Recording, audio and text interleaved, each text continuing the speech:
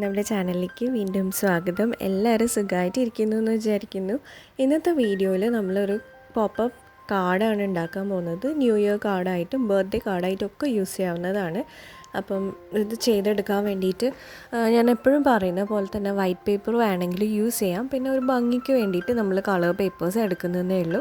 അപ്പോൾ ഞാനിത് pink colour A4 sheet എടുത്തിട്ട് ഇതുപോലെ പകുതിക്ക് മടക്കുകയാണ്. എന്നിട്ട് ഇങ്ങനത്തെ 4 സ്ട്രിപ്സ് 4 ലൈൻസാണ് വരച്ച് കൊടുക്കുന്നത്. അപ്പോൾ 4 ലൈൻസ് എന്ന് പറഞ്ഞാൽ നമുക്കൊരു 1 സെൻറ്റിമീറ്റർ തിക്നെസ്സിലുള്ള 4 ലൈൻസ് ഈ പേപ്പറിൻ്റെ നടുഭാഗത്തായിട്ടാണ് നമ്മൾ വരച്ച് കൊടുക്കുന്നത്.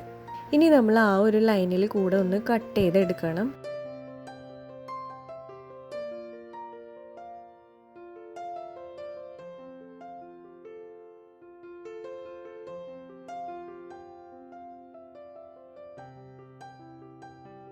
അപ്പോൾ നമുക്ക് ഇതുപോലത്തെ സ്ട്രിപ്പുകൾ കിട്ടും.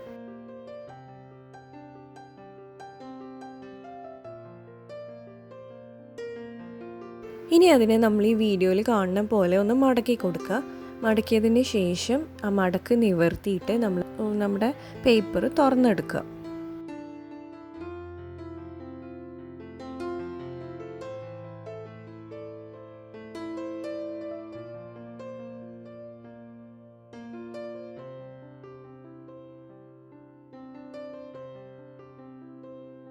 ഇനി നമ്മൾ ആ ഒരു മടക്കുകൾ ഉള്ളിലേക്ക് മടക്കുമ്പം നമ്മുടെ പോപ്പപ്പ് ആവുന്ന സംഭവം റെഡി ആയിട്ടുണ്ടാവും. അപ്പോൾ 4 എണ്ണമാണ് ചെയ്തിരിക്കുന്നത്.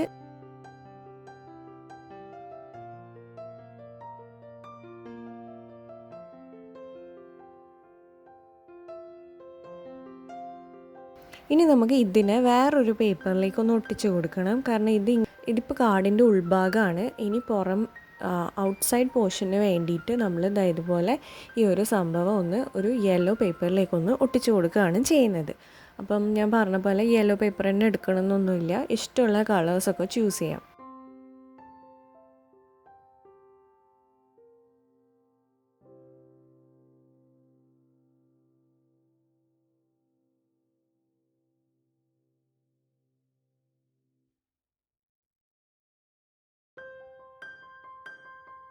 അപ്പോൾ നമ്മുടെ കാർഡിൻ്റെ ഒരു ഏകദേശം സ്ട്രക്ചർ ഇവിടെ റെഡി ആയിട്ടുണ്ട്.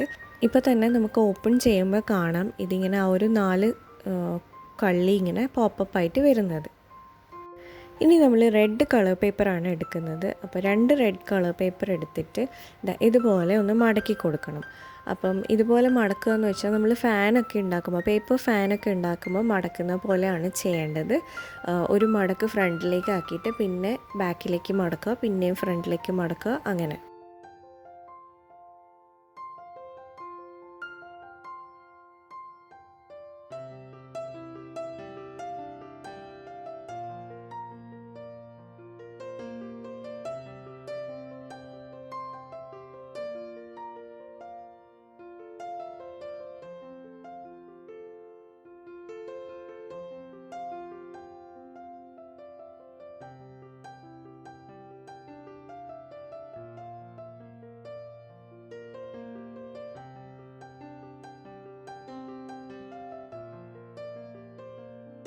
ഇനി നമ്മൾ ഇതിനെ പകുതിക്ക് മടക്കി കഴിഞ്ഞാൽ നമുക്കൊരു ഫാനിൻ്റെ രൂപത്തിൽ കിട്ടും. എന്നിട്ട് ആ ഒരു ഉള്ളിലത്തെ പോർഷന് ഒരു ഗ്ലൂ ഇട്ടൊന്ന് ഒട്ടിച്ചു കൊടുക്കാം. ഇതുപോലത്തെ 2 എണ്ണം ഞാൻ ഉണ്ടാക്കി വെച്ചിട്ടുണ്ട്. ഇനി ഞാൻ ഇതുപോലത്തെ ഒരു പേപ്പർ എടുത്തിട്ടുണ്ട്. അപ്പോൾ ഈ ഒരു പേപ്പറിൽ ഞാൻ വൈറ്റ് A4 ഷീറ്റിൽ ഞാൻ ജസ്റ്റ് സ്കെച്ച് പെന്ന് വെച്ചിട്ട് ഞാനൊന്ന് ബാക്ക്ഗ്രൗണ്ട് ക്രിയേറ്റ് ചെയ്തതാണ്. അപ്പോൾ ഇങ്ങനെ ചെയ്യുന്ന വീഡിയോ ഒക്കെ മുന്നേ ഷോർട്ട് വീഡിയോസൊക്കെ ആയിട്ട് ഇട്ടിട്ടുണ്ട്. അപ്പം ആ ഒരു പേപ്പർ എടുത്തിട്ടാണ് ഇതുപോലെ 2022 എന്നൊന്ന് എഴുതി കൊടുക്കുന്നത്.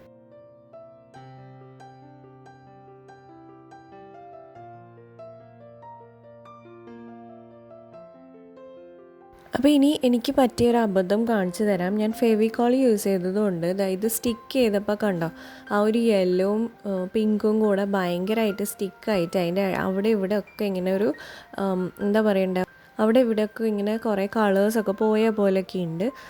ഞാനിപ്പം എന്താ പറയുക, നിങ്ങൾ ചെയ്യുമ്പോൾ അത് ശ്രദ്ധിക്കണം. സാധാ ഫെവി ഗം യൂസ് ചെയ്തിട്ട് ഒട്ടിക്കാൻ ശ്രമിക്കുക കേട്ടോ പേപ്പേഴ്സൊക്കെ. അപ്പോൾ ഫെവിക്കോൾ യൂസ് ചെയ്തതുകൊണ്ടാണ് ഇങ്ങനെ പറ്റിയത്. ഇനി നമ്മൾ ആ ഒരു റെഡ് ഫാൻ പോലത്തെ സംഭവം എടുത്തിട്ട് ഇതിൻ്റെ 2 സൈഡിലായിട്ട് ഒന്നിങ്ങനെ ഒട്ടിച്ചു കൊടുക്കുക.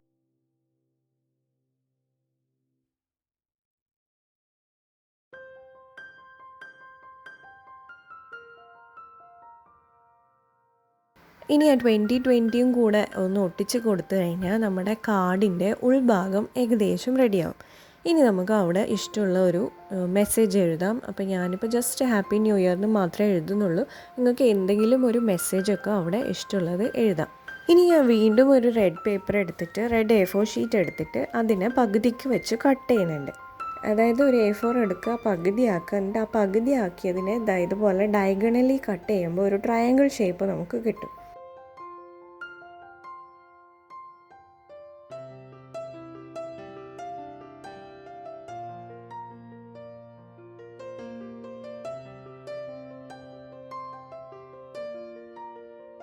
അപ്പോൾ ആ ഒരു ഷേപ്പാണ് ഞാനിവിടെ കാർഡിൻ്റെ ഫ്രണ്ടിലായിട്ടൊന്ന് ഒട്ടിച്ചു കൊടുക്കുന്നത്.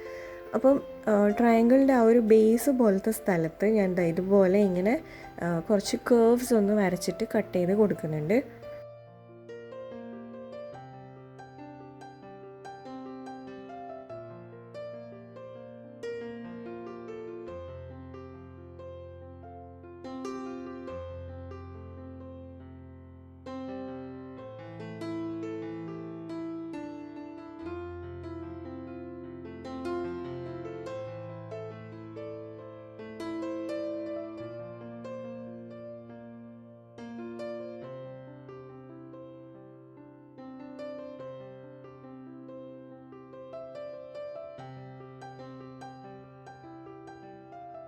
അപ്പോൾ അതും ഒട്ടിച്ചിട്ടുണ്ട്. ഇനി ആ ഒരു യെല്ലോ പോർഷനിൽ നമ്മൾ ഹാപ്പി ന്യൂ ഇയർ എന്നാണ് എഴുതാൻ പോകുന്നത്.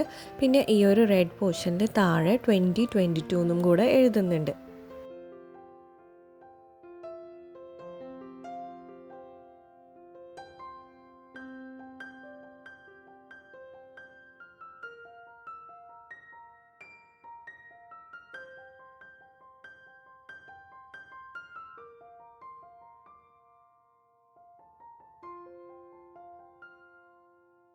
ഇനി നമുക്ക് ഇഷ്ടമുള്ള കളറൊക്കെ വെച്ചിട്ട് ഇതിനെ ഡെക്കറേറ്റ് ചെയ്യാം. നമ്മളിപ്പോൾ ഇത് വൈറ്റ് ഷീറ്റൊക്കെയാണ് എടുത്തതെങ്കിൽ വേറെ കളേഴ്സൊക്കെ യൂസ് ചെയ്യാം. ഇതിപ്പോൾ യെല്ലോ ആയതുകൊണ്ട് ബ്ലാക്ക് ആയിരിക്കും കുറച്ചും കൂടെ ഭംഗി ഉണ്ടാവുക. അപ്പോൾ അതുകൊണ്ട് ഞാൻ ബ്ലാക്ക് വെച്ചിട്ടാണ് എഴുതുന്നത്. ഇനി ഒരു ഫൈനൽ ലുക്ക് കൊടുക്കാൻ വേണ്ടിയിട്ട് ഞാൻ റെഡ് ഗ്ലിറ്റർ ഫോം ഷീറ്റും അതുപോലെ യെല്ലോ ഗോൾഡൻ ഫോം ഷീറ്റും വെച്ചിട്ട് ഇതുപോലത്തെ റൗണ്ട്സ് കുറച്ച് പഞ്ച് ചെയ്തെടുത്തിട്ടുണ്ട്. എന്നിട്ട് അതിനെ ഇതുപോലെ ഒന്ന് ഡെക്കറേറ്റ് ചെയ്ത് കൊടുക്കുകയാണ്.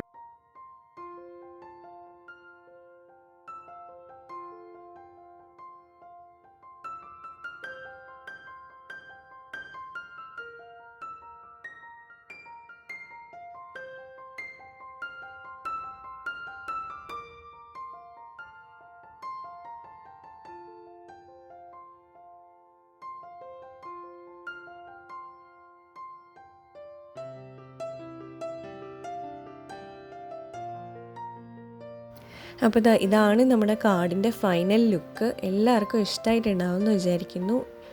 കാണുന്ന അത്രയും ഡിഫിക്കൾട്ടൊന്നുമല്ല, എളുപ്പത്തിൽ ഉണ്ടാക്കാൻ പറ്റും. അപ്പം നിങ്ങളുടേതായ രീതിയിൽ നിങ്ങൾക്കും ഉണ്ടാക്കിയെടുക്കാം.